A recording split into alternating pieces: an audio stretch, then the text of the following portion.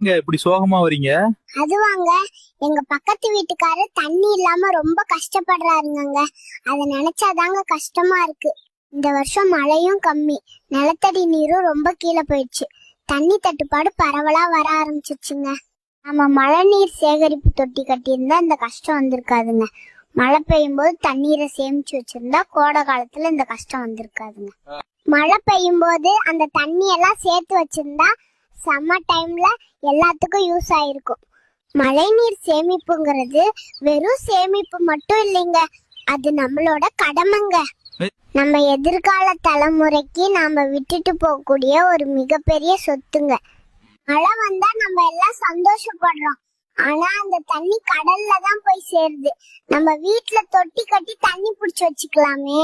Please, மழை நீரை வீணாக்காதீங்க, வருங்காலத்தை தொலைக்காதீங்க. சரி, நீ எங்க பானையோட போறேன்னு தானே கேக்குறீங்க. நான் அடுத்த வீடியோல சொல்றேன். Bye bye.